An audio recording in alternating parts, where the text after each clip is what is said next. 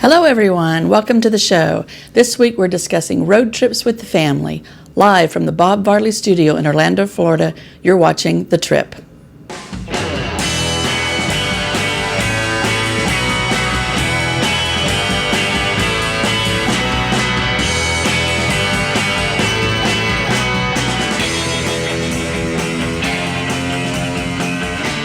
This is The Trip, episode 12 for the week of April 29, 2015. The Trip is brought to you by Dreams Unlimited Travel, experts at helping you plan the perfect vacation, whether it be theme parks on the West Coast, East Coast, or on the seas. Visit them on the web at www.dreamsunlimitedtravel.com. Hey, everybody. This is The Trip, and we're back again, another week. Yep. I'm Teresa. And I'm Jenny Lynn. And then back in our production nook, we have our very cool producer, cool. Dustin West. I'm cool. Is he cool? Was that ever in doubt? I don't know. He's hip. He's happening. Absolutely. Well, this week we're going to share some of our own family memories of road trips past and talk about planning road trips for the future. Exactly. And with that, I'm so out of it today. I'm so sorry. All right. So I got an issue. Let's talk about it. okay. All right. So we are talking about road trips. This is going to be like our first in a little series that we're going to do, right? Yeah. I'm taking a road trip this summer, as most summers I do of some kind. Sometimes they're week road trips. This one's going to last about a week and a half, maybe 2 weeks. So I thought, we talked about it, and we're going to kind of incorporate it into the planning, because everybody takes, well, not everybody, a lot of people take road trips. I would say a lot of people take road trips. I mean, especially families with children, because it's so expensive to fly. I know that was always the way that my family traveled when I was young. I would assume it hasn't changed all that much. It's the only way we traveled when I was a kid. As a parent, being the parent of the family, when my kids were little, it was usually road trips if we all went. And it was basically for financial reasons. Yeah. Plus, it was just, I love road trips. Yeah, I do too, actually. There's something about them that makes it a little bit different and special.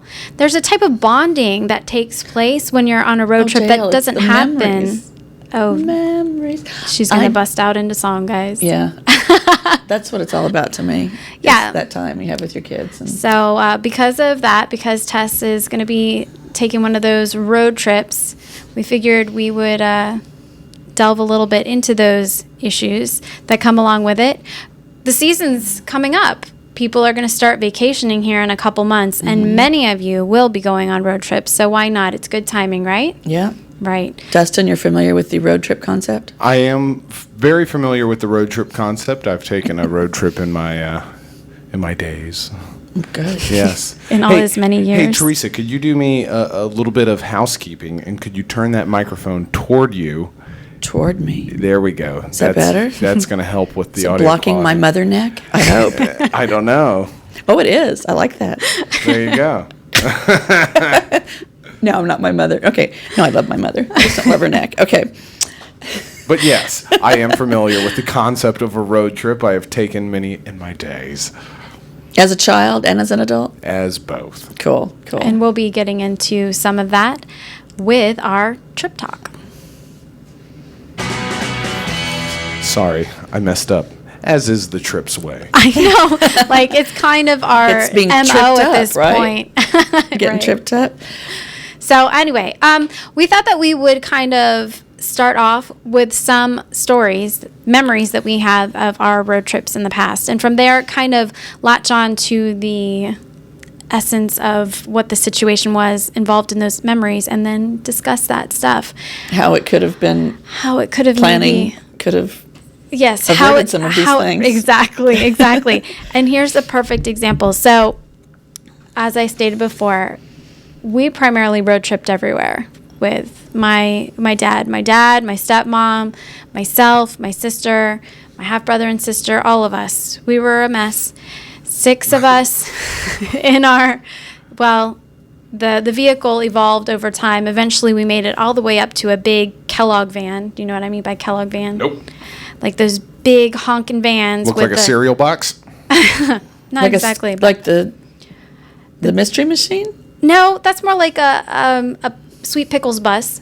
Kellogg van would be like the big... Google this stuff. Sweet Pickles bus.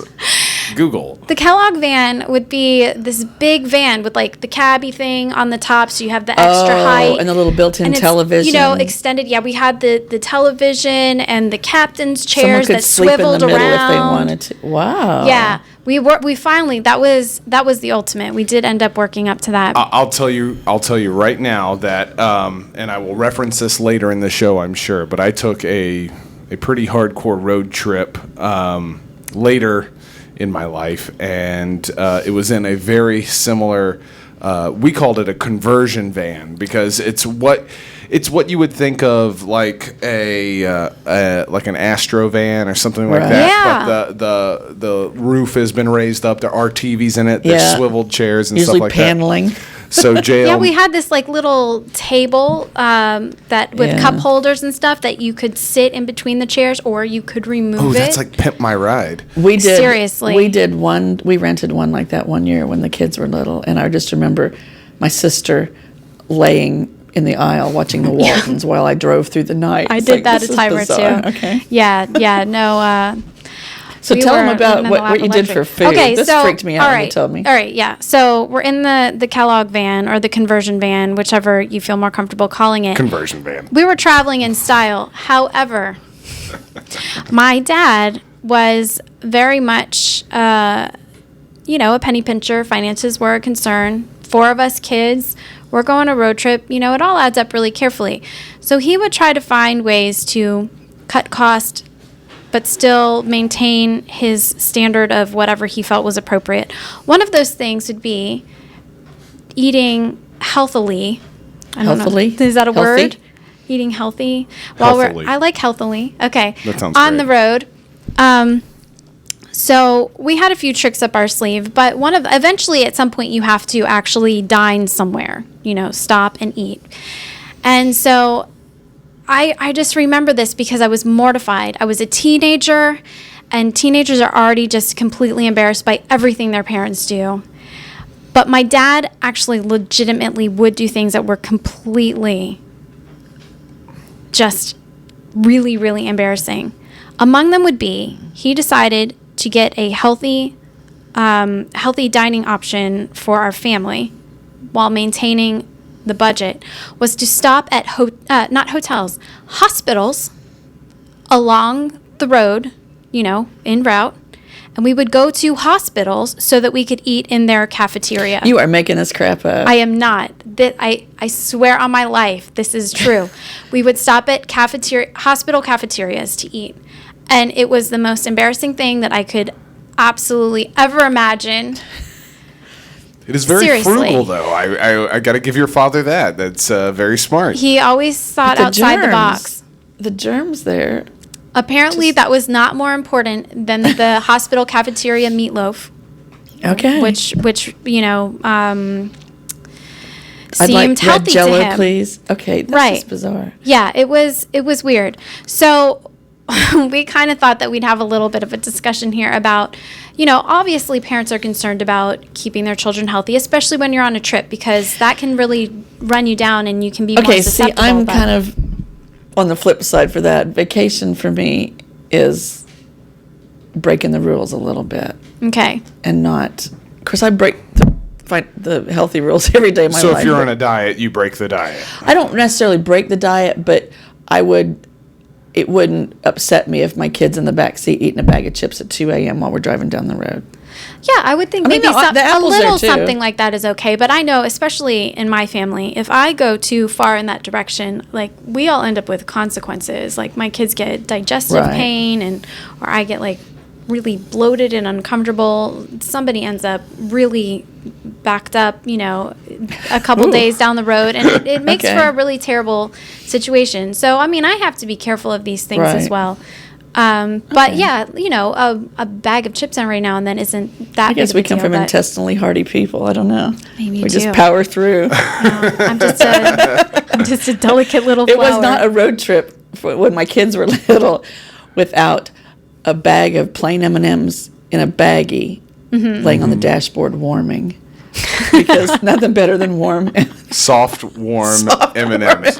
Can I interject here? Is that okay? Yeah, go ahead. In terms of, childhood road trips, a lot of that did involve taking the 12-hour drive from Virginia to Florida to go to Walt Disney World. And one of the things that my mom did was, for that road trip, go to the grocery store and pack enough snacks and food to last a small community for a month. Yeah. And then, of course, we didn't go through all of that food. We didn't go through all of those snacks, and they were left over. We brought them into our hotel room, and most of them never got consumed. Right. So I don't know. Is that a mom thing, or is that That's just a my smart mom No, that's a mom thing. or what I is it? did it for my kids. Yeah, we always had a giant But it's also cooler. a smart thing. So, while my dad had some really weird things that he did as far as like trying to keep us on track food-wise, he also did some things that were right, I feel. One was we would always start off eating a really healthy breakfast before we got in the car to leave. So we started off on target. And after everything was cleaned up from the meal, then we got in the van and just took off. Like at 5 a.m? Yeah, well, we were never timely, so it was probably more like 10 or 10:30, 11 by the time we got off. But Oh, okay. See, we're opposite. We would get up at the butt crack of dawn, before dawn at 4 a.m., get in the vehicle, and take off. And then 7:30, we would stop for breakfast. And that would be our first break in the day. yeah. I know this is getting oddly personal, but so are you. I remember driving down from Virginia, and it was a tradition to stop for breakfast in Greensboro, North Carolina. Yeah. And then we had like the Burger King that we always went Right. to. Especially when you're making that same That road same- trip yeah. year after year, you kind of start to develop traditions. Yes. Right. And I'm sure we'll get into this a little bit later, but there's like games that you play Right. and stuff like that. It's those things that no matter what your destination is, that especially with a certain group of people, you develop traditions for Yeah. a road trip Right. that I find really heartwarming. I find it, and we might all three of us have different experiences, but we can at least share that emotion Oh, of knowing definitely. how special that is. Yeah, absolutely. It is. It's just, you can, even getting ready for the trip, Yeah. you're looking forward. Okay, it's the same people. We know we're going to do this. Yep. And it's going to be fun. One of our traditions was also about what you shared, Dustin, we had the cooler full of snacks ready to go. And along with that, we also had the picnic lunch. So we would have picnic lunches packed. At a rest stop, huh? And we would stop at a rest stop. Yeah. And we would eat our picnic lunch, which was less embarrassing than the hospital cafeteria, although It is. he did add on the embarrassing act of, while we were at the rest stop after we ate our lunch, then he would line us up military style and make us do jumping jacks and Oh my stretches gosh. You to gotta kind keep of your- stretch ourselves. You got to do the calisthenics, Apparently, this is how Wow. my dad felt. But Otherwise, you're going to get blood clots, don't you know, JL? I guess, Wow. Dad knows best. I can remember one road trip. It was like driving Miss Daisy, because my mom had packed sandwiches in like this little shoebox, perfectly packed in there, just like I'm sitting in the back seat. And that was what we had. And it was probably peanut butter and jelly, because you don't take meat on a road trip because it's going to go bad. I don't know. It doesn't go bad. It goes warm. It goes warm. Okay. Yeah, that's always interesting. Well, the final piece would be when you do go to a restaurant, I think eating healthy, whether it be a hospital cafeteria or something else, just to make, smart choices while you're eating, if that's a concern for you. It takes discipline We are different people, but, and willpower, but it can be done. Well, before we move on, I did find something that I thought was really helpful. Called the eatwellguide.org, and it's this site on the internet that you can go to, and it will map out your route during your trip, and it will also provide you with all kinds of sites that you can go to that would provide fresh, locally grown, and sustainable produce. Here's the deal, though.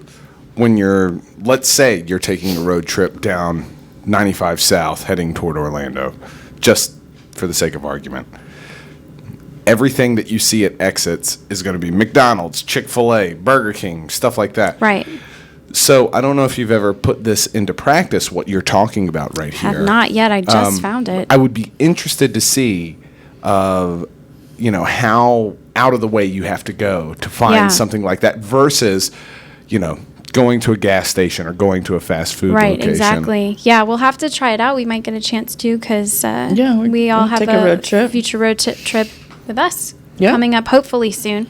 But yeah, this site supposedly, theoretically, will give you places, whether it's restaurants, farmers markets, bed and breakfasts, along the way that are available to you. Also, restaurants now are different than they were 30 years ago. Mm-hmm. They all have some sort of healthy choice. Yeah. Yeah, If you for the really most want part, the right. apple slices, go at it, honey. Right. But if not, French fries are still there if you want them. Yep. It's There's so nothing true. like eating French fries in the car. No, oh, gosh, no. It's wonderful. They fit right into the cup holder. That's right. you know? It's the perfect thing. So it's no longer necessary to go to hospital cafeterias. That is the moral of the story.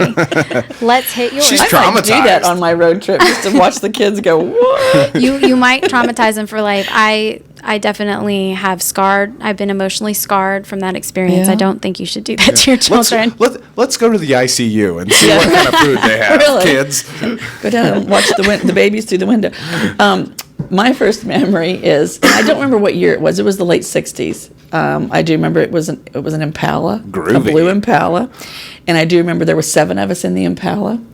No seatbelts involved. No. I remember I was sitting in the middle of the back seat, but I didn't get to lean back. I had to sit on the edge of the seat because there were 4 other kids behind me. Mom and Dad had the front to themselves with whatever. So spacious. It was spacious.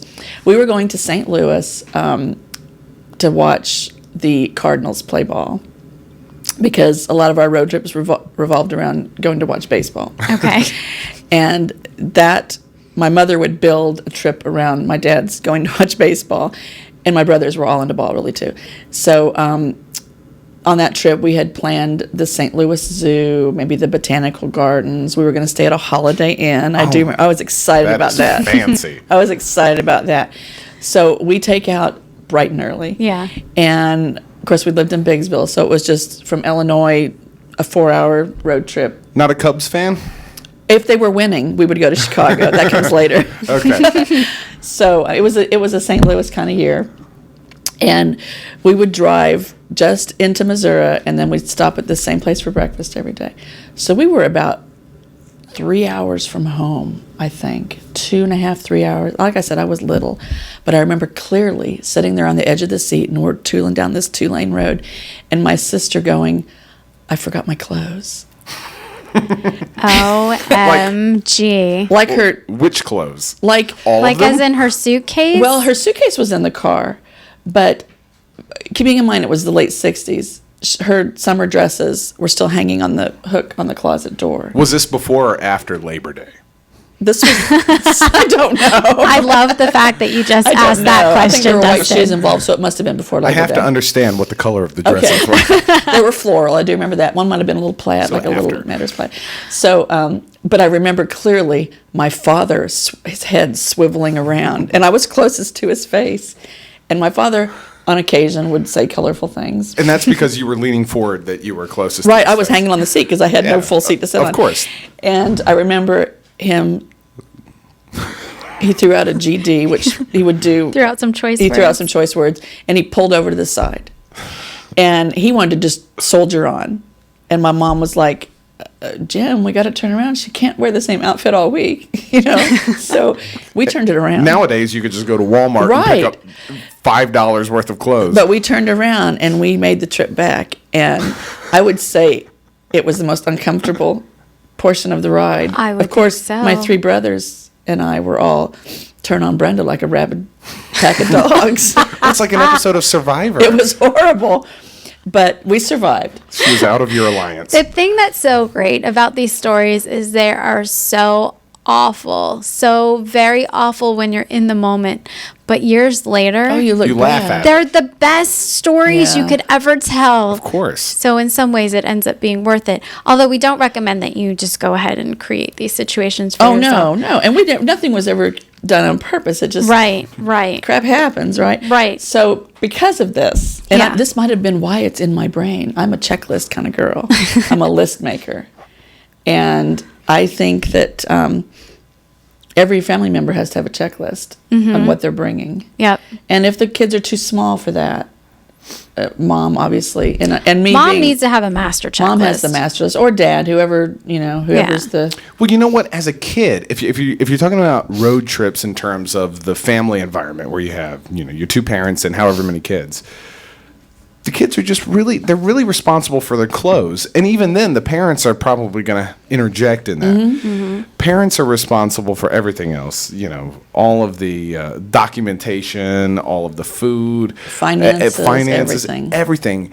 Kids, and you know what's cool about that is at certain ages, it's actually really nice to give kids that sense of responsibility of, all right, we have this many days, we're going into these environments, you need to pack accordingly.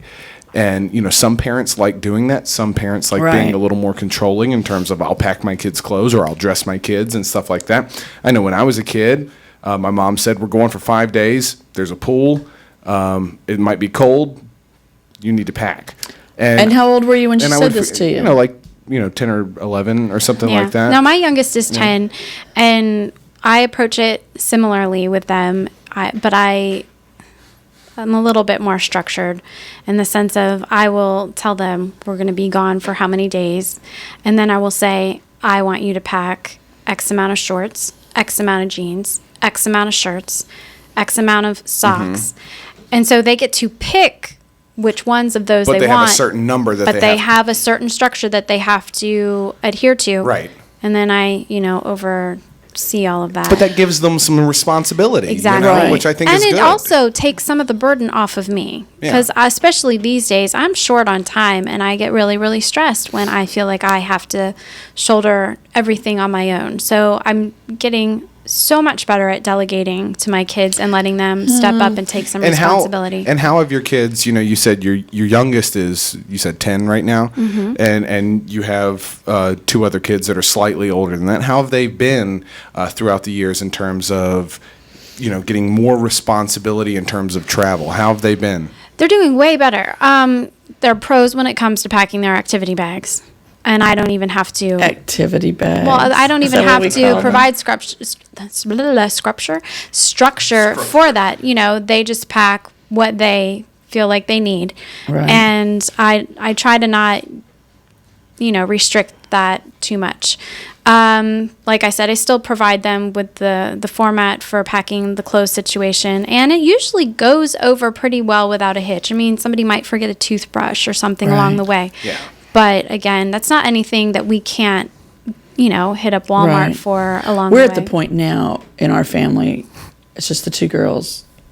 Grace is 20. Obviously, she's been on her own packing for years. Stella is doing her own. I just give them the number of days. When they were younger, I did all of the packing. Yeah. And I say younger by not necessarily packing, but suggesting what they need to bring.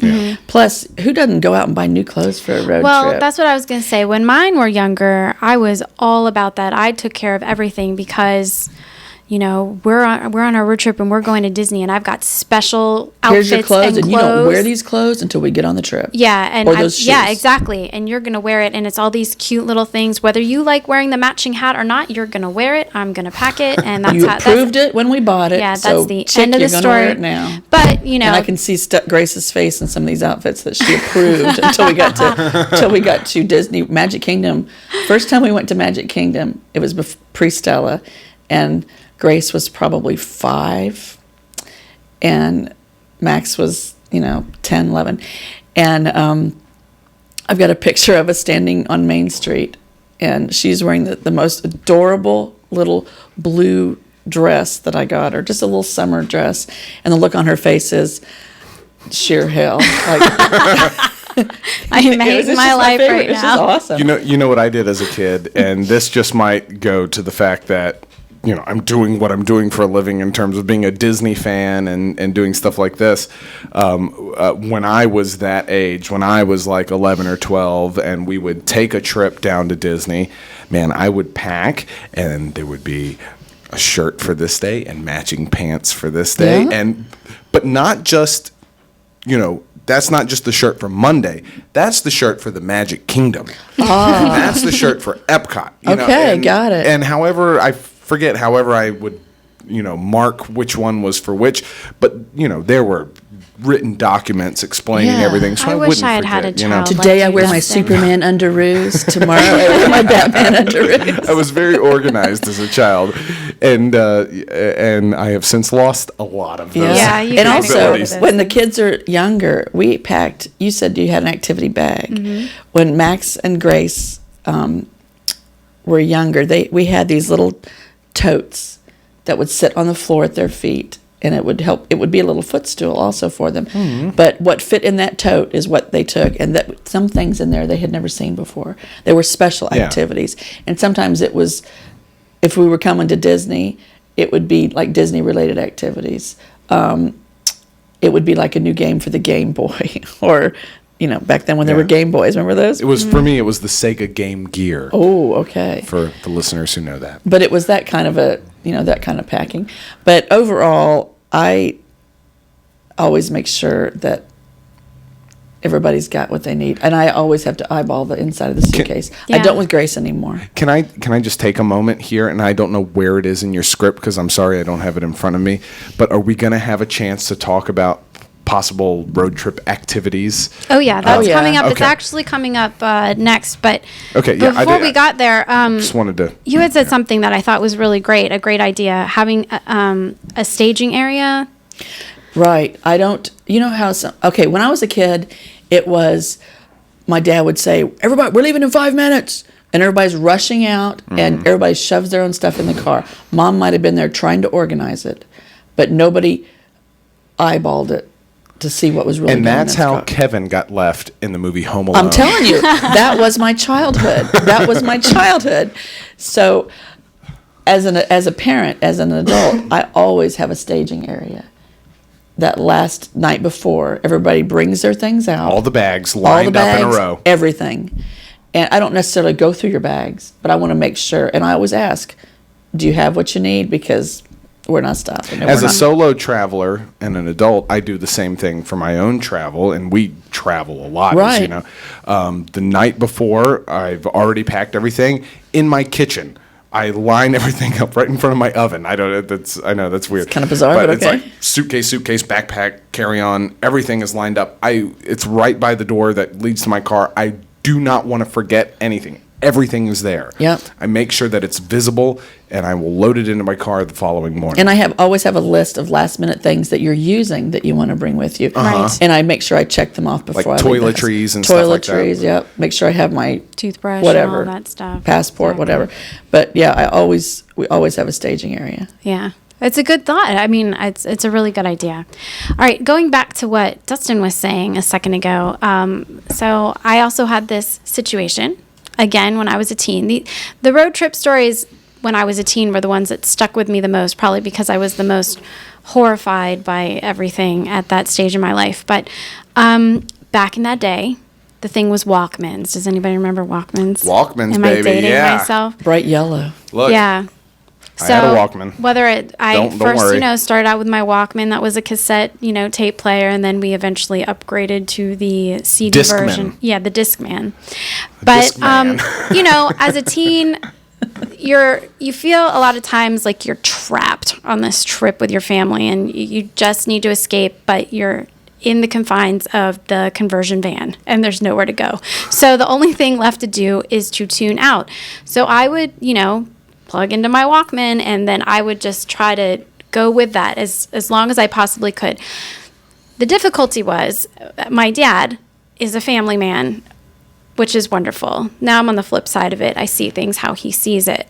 But he was very much like, we're on this road trip.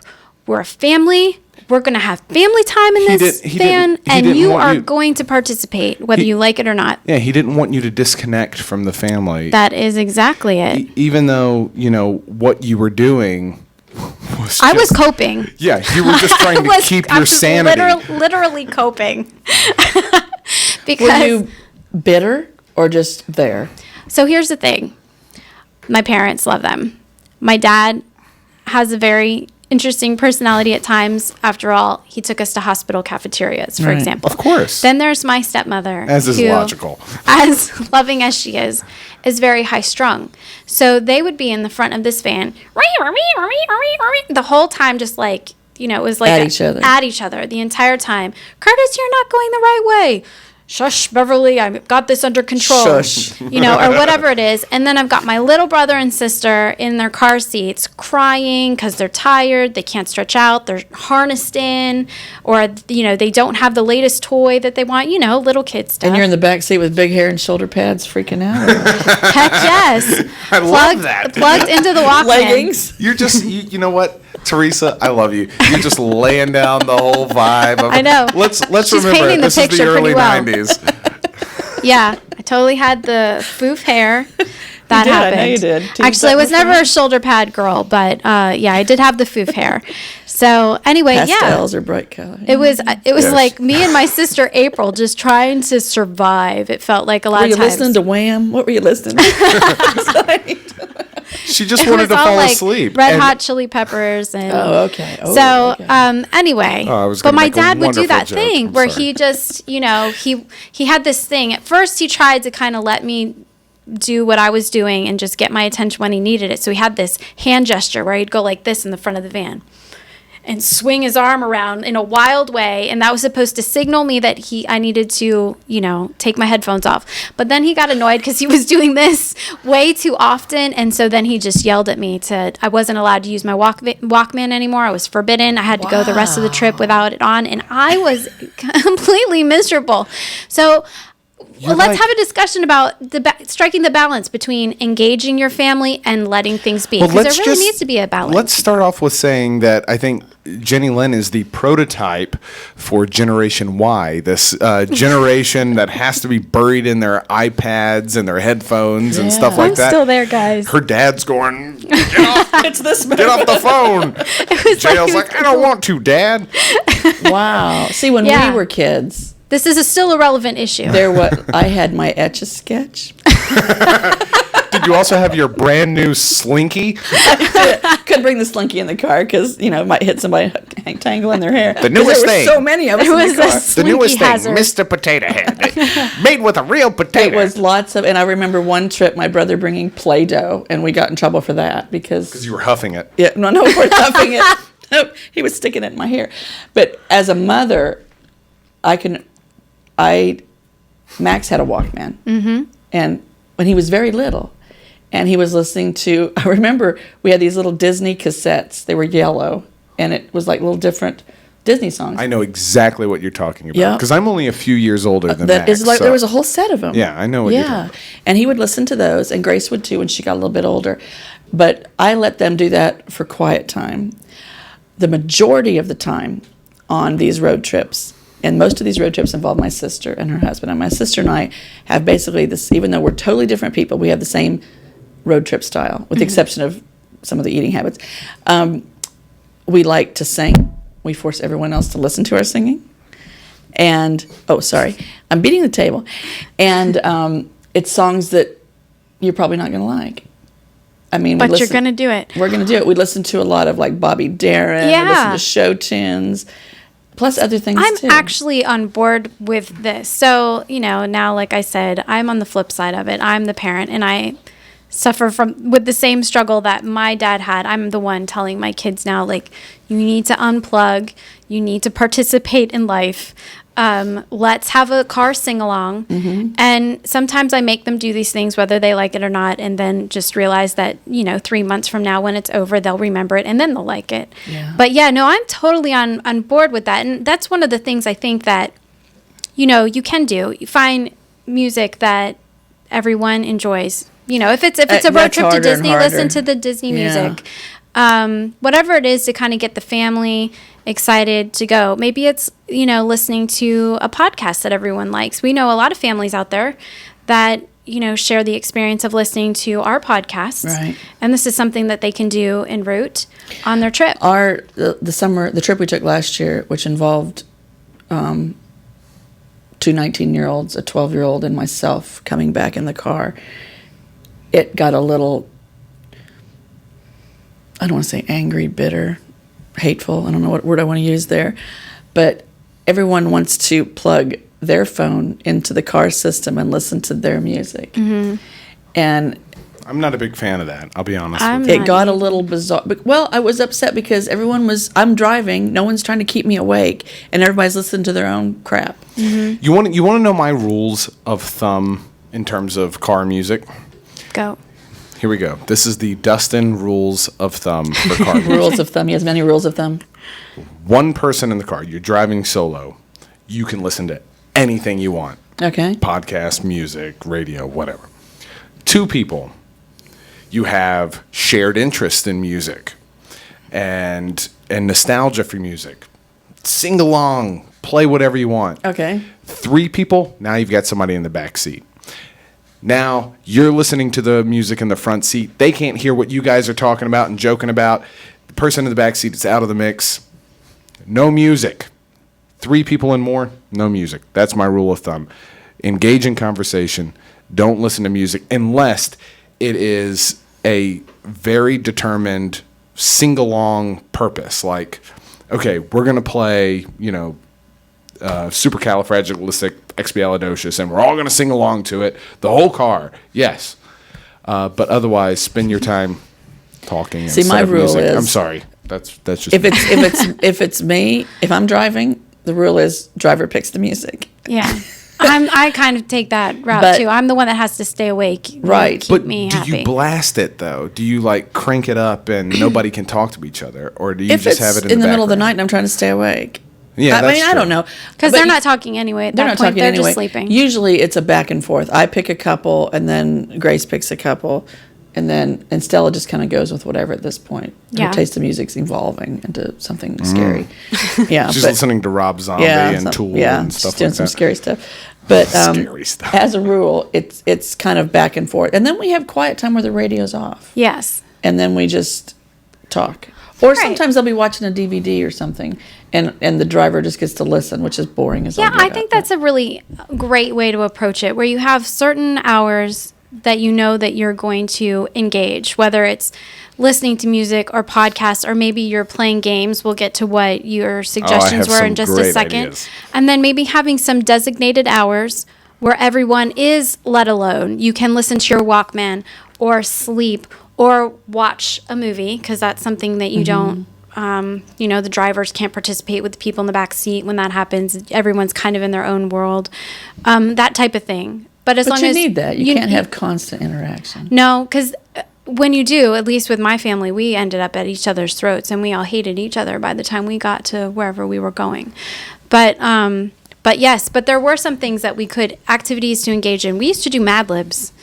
Somebody would do that, and then we'd all have a good laugh about it. What were you going to be getting at earlier, Dustin? Okay, there's a couple of games I like to play when I'm on a road trip. One of them is counting cows.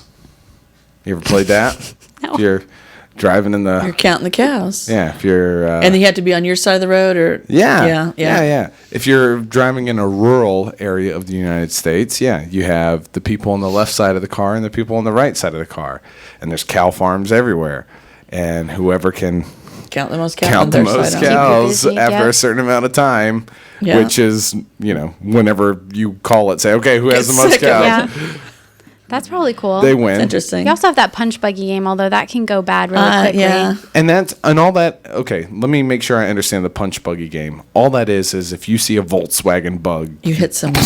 you physically abuse one of your family Yes. members and say, I saw a Volkswagen Yeah. bug. You can, unless you take that part out of the game and you just call punch buggy. Right. There's Oh, no, also there was padiddles. punch. At nighttime you play padiddles. Did you guys ever play What's padiddles? padiddles? A padiddle is a car that is driving with only one headlight on. The other headlight is off, and you call padiddle. But how do you know I just it's like not a saying that word. motorcycle until it gets really close? Well, you have to kind of... You got to pay We played attention. You got to pay license- attention, because if you call a padiddle and it's not actually one, then you get a point taken away. Okay. Oh, What Lord. did you play? Strictly. License plate game. Okay, and that's all the different states? All the different states, yep. I like the state's license plate game, though it's hard to keep track. You need like a pad of paper and a Yeah. pen to keep track of everything you've seen. The other game that I like to play on a road trip is the alphabet game, where you look for road signs. Well, at least in my rules, road signs are West fair Coast. game. Car brands. Trying to go through the alphabet. Yeah, I car always got brands stuck and- on cue. Yeah, yeah. I So do that you game know what I'm in my saying? head a lot, sadly. So like, okay, so I'm driving through whatever, and I see Algonquin Trail. That's number A, or number A. letter A. B, Brooklyn. Okay, Right. yeah, and then so on and so on, and then you just make your way through know the what alphabet. something else Drives around is looking for Brooklyn. I can't that find a B. something else is that we used to do, and we had some of the best times doing this, even as a teenager. So my dad actually happens to be a pretty good storyteller. He's a rather dramatic personality in some ways. And so his stories, the way that he tells them, are just so funny. So we would kind of take some time, and our tagline was,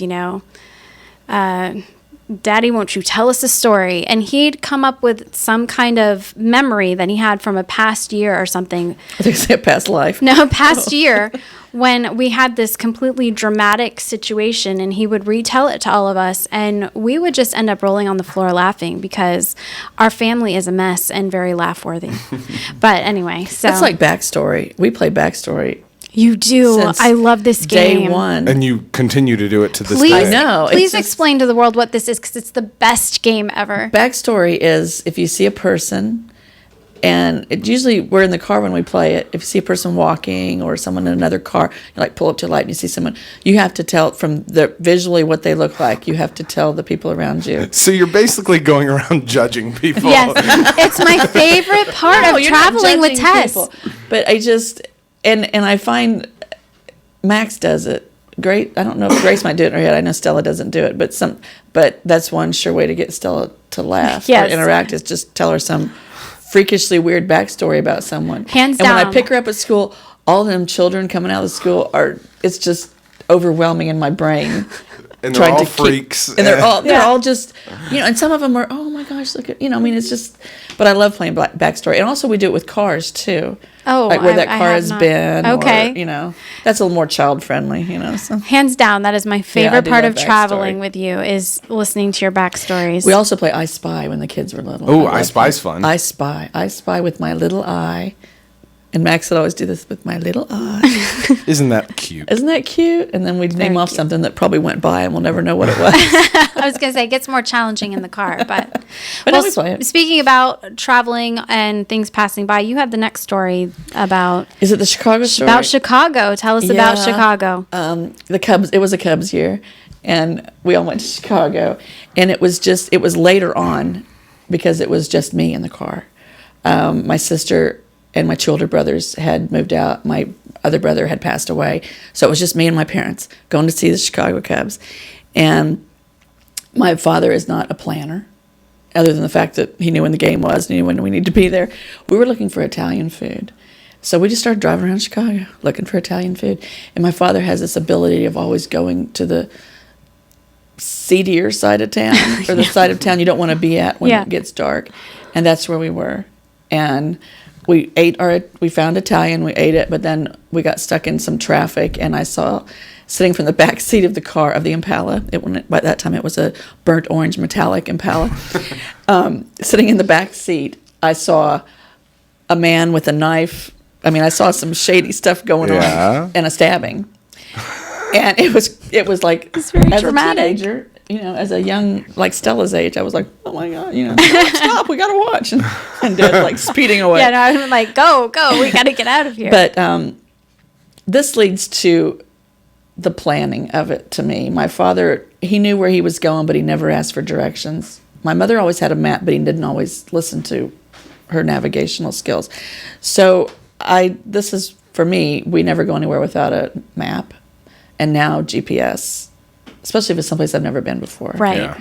I would So- always, I'm just going to stop you right here. When you're traveling on a long road trip, I would always recommend just having a map with you. You never know when your phone is going to work That's right. and when it's not going to work. Have a map with you. Thank you. Goodbye. And nothing better than opening that sucker up and looking where you've been and where you're going. So old Right? school. And marking it out. Yeah. We used to highlight it. highlight. It. Use a yes. highlighter. That's what we used to do. We Circle used to the little highlight the road. destinations. I mean, that's awesome. And of all the stressful trips I've been on, and I've been on a lot of them, stress is a roadkill. I mean, it's going to kill the trip. And you just got to let it blow over. That's Some when people you do not put your have this Walkman ability. on and you just go into And coping this mode. is why I would say most of my road trips do not involve my husband, because he can't stand them. So we just took him out of the mix. He just got left at home. He participated. But if it involved my sister, it usually didn't involve my husband, because Wasn't a good it combination. wasn't a good combination. Because she brought out the excitement of the road trip in me, and it just turned him into very back of the van, staring out the window or reading a book. You Right. know? Well, talking about stress, how about those overnight drives? Did you ever try to travel overnight? This was like my dad's MO.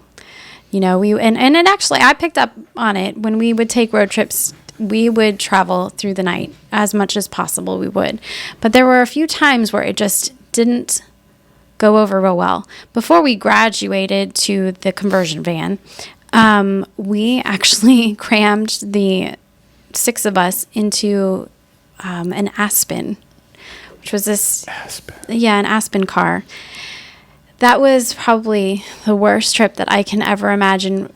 2 car seats, my sister and myself, and then my dad and my stepmom in this one vehicle. Sounds with rough. all of our luggage. And I already told you about how we pack, picnic lunches and blah, blah, blah. So we're driving and we're trying to get through the night. And we have been in this vehicle so long, I started to get the most intense stomach cramps that there could possibly be. My sister had a headache, and there was no place to spread out. You Right. just had to Wait it out. Yeah, it was terrible, terrible. Eventually, my dad had to throw up the white flag and find a place for us to stay, which was, you got to go to the Holiday Inn. Props to you. We were always at the Days Inn.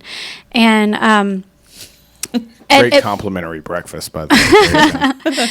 but it was a meltdown type of situation, and we should have never gotten to that point. Sometimes we could do the overnights and it wasn't that big of a deal, but sometimes something happens along the way and you really just need to call it quits. So I think that was a mistake, and maybe it was a pride issue. I don't know what it was, but my dad just was on his mission, and the family just fell to pieces in the process. Because it was a nighttime trip. It was just too freaking late, Yeah. and we needed to go to bed, and we needed to be able to stretch out. Get away from each I other. was having intestinal pain. Yeah. So We took a few nighttime trips, more so traveling with tiny children. Mm-hmm. We decided, well, they'll be sleeping in the back of the car or the van, and we'll just drive on through.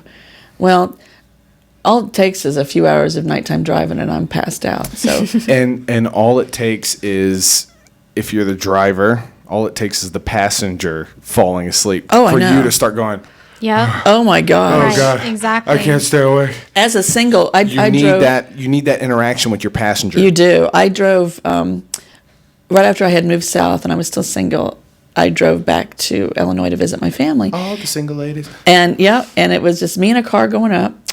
That was a fun trip. But coming back, I brought my grandmother Smith with me, and she was 4'9" woman, had this big birthmark in the middle of her forehead. And anyway, my grandma Smith, and she wore this little pixie hair, and her hair was dyed black. So it's her, and she's not a driver. She never drove a day in her life, but she could tell you how to drive. So she sat in the passenger side, and we're driving straight through back to Atlanta, is where I was living at the time. And somewhere, she was always fearful that I was going to fall asleep, even though I wasn't sleepy. And we stopped at a road stop, and she found this stick. about a foot-long stick. It's a switch. No, it was more like a poker. And she would poke me in the side if she thought I was going to sleep. And I'm going, I'm awake. But actually you're going, Really, actually, we're across the line and in the ditch, and she'd poke me back. The most pleasant experience. But getting poked with a stick as you go down by my grandmother, I-95 or whatever it is. She's a trip, but no, we took. I'm not a fan of driving all night. Yeah, I've done it's rough. it. It's. You So my feel like ex-husband, crap when you get there. My ex-husband used to get road hypnosis. That's a real thing. what is road hypnosis? When you're so you're really tired, and Yeah. then you just the passing of the white lines constantly, you go actually into a state of hypnosis. I can of understand sorts. that, yeah. And you kind of end up putting yourself to sleep that way. Sure. I was terrified to go to sleep when my ex-husband was driving for that reason. I did most of the driving on our trips. It's a real thing. Can I just throw some stuff in here? Because I have a few things to add to this conversation, if you don't mind. Go ahead. Throw it. As a person here in the production, not at the esteemed table. Oh, shut up! Just tell us.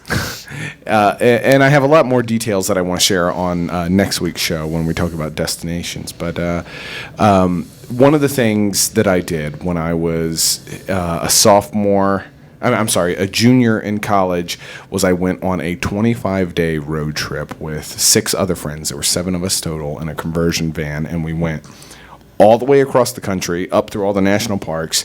Then we went back across the country toward the East Coast via Canada on all the major cities in Canada. So it was this huge 25-day road trip. Wow. Yeah. One of the things was we rotated, the 7 of us, we rotated who was driving and who was in the passenger seat and who was in charge of the music and stuff like that. And it became very apparent to me that, the driver and the passenger have to be on the same page. If we're driving overnight, we both have to commit to, we got to stay up, because otherwise the driver is solely responsible for however many other people are in the vehicle. The passenger is very important in my mind. Of let's interact, let's engage, let's talk, let's listen to music together, whatever it is. Have a passenger that's on the same page as you, and that's going to keep you awake on those overnight drives. Yeah. I think another good thing is to always have a plan B. And my dad did eventually start doing this, where along the route, we would have a stopping point in mind. Yeah. Not that we would necessarily stop there, but it was, if we were going to stop, we would stop there. So we would have a reservation at a hotel ready really? for us. And then if we chose not to take it, we chose not to take Yeah. it. Back in those days, there weren't any consequences for not showing up. But Cancellation fees and whatnot. well, there wasn't any of that. I don't know what it's like now, but he would make a reservation somewhere, and then, if we felt like using it, we would. If not, then we would just keep going. But that really helped as well, because back to the Aspen story, where we were in meltdown mode, and my dad realized, okay, Gotta do something. we gotta stop. Like, we can't do this anymore, or something really, really bad is going to happen. We had to go to, I think, 3 different hotels before we could find one with a vacancy. Yeah. And I think at that point, he was kind of like, never again. We will have somewhere that we will have a plan B. Have a plan B. So I think that's also probably I took a road trip one time with a girlfriend back in my college days, and it was we weren't going to stop. We were going to drive straight through to our destination, which was a concert. And we ended up having to stop, and we stayed in this crappy place where it was disgusting. We ended up, neither of us would get in the beds because they were nasty. So we just sat in chairs. And there was no, I think it was like a Motel 6. And there was no, it was a beside the road kind of vacancy, no vacancy, kind of a. Like something you see in one of the horror films. Yes. Like the picture's going to move and the little, The lights are flickering. Yes. What's that movie, Identity, with John Cusack, where they all end up at that hotel? So, but that was interesting. But no, I definitely recommend stopping at some point, whether it's just at a road stop. Yeah. You can't just keep going. Now, for our final story, you actually had a really good one that. Right. Another trip to St. Louis. We were in the parking lot getting ready to go inside the stadium, or whatever you call it, the field, to see the ball game. And we're all climbing out of the car. And I remember clearly, my mom and dad had gotten out. Both back doors were open. All the kids were popping out. And I went out the passenger side, And I thought I was the last one. And my dad said, shut the door. And I thought my brother was going out the other side, and he came out, and he had his hand on the door. And I slammed that sucker, the door shut. Did you break any fingers? I don't know. I don't even remember. I was so young, I don't remember. But I do remember the door actually shut, and we had to open it back up. And he was a teenager. I'm sure he was. He had used Sun-In on his hair, and it was all blonde that Sounds summer. I remember painful. that. Oh my gosh. I used to do that too with Yeah. peroxide. Now he has no hair. Peroxide. But anyway, I remember we had a cooler, and my mother just submerging his. He never went to the doctor. I remember his mom putting his hand in the cooler in the ice, and he hated me the rest of that trip. It was horrible. Can't imagine He didn't why. speak to me much. But that brings up an interesting question. What do you do when you have a medical emergency when you're on a road trip? You got one? You got a serious looking Wow. face over there, like you just. There's like, I want you guys to discuss, but I have a story of a medical emergency Oh, okay. that I experienced when I was a kid. We always take an extensive first aid kit. Always. At that time, we didn't. okay. Lucky we got apps now and all, but even before that, we made sure we knew where there might be an urgent care or a hospital or at least a small town doctor that can stitch something up. You could have always followed my dad, who went straight to the hospitals for the cafeteria. Family can eat while we're there. You get a good meal and medical attention all in one stop. Because there's not a trip that someone isn't going to get injured, even if it's just a kid falling in the gravel or, I have two incidences in my life. Okay, tell us. And I don't know that there's a broader point of how to improve your health care on travel. But once when I was a kid, we stopped at a gas station or something. Everybody got candy and drinks and stuff like that. And I got some peppermints, like the ones you would get when you leave a restaurant or something. And I was eating one. We hit a bump, and I go. Oh no! I start choking, and we pull the car over. My mom starts like doing the Heimlich on me. I'm like, oh my gosh! Oh my gosh! Turns out I had already swallowed it. It just scratched my throat on the way down, and it was irritating it. It was irritating my throat. So everything was fine. I didn't die. That's good. The other thing I think is a little more scary, and I think you need to be really careful when you're traveling, especially on a road trip down the southeast of the United States. Don't stop in the middle of the interstate on the side of the road and go use the bathroom, if you're a boy, when you're barefoot.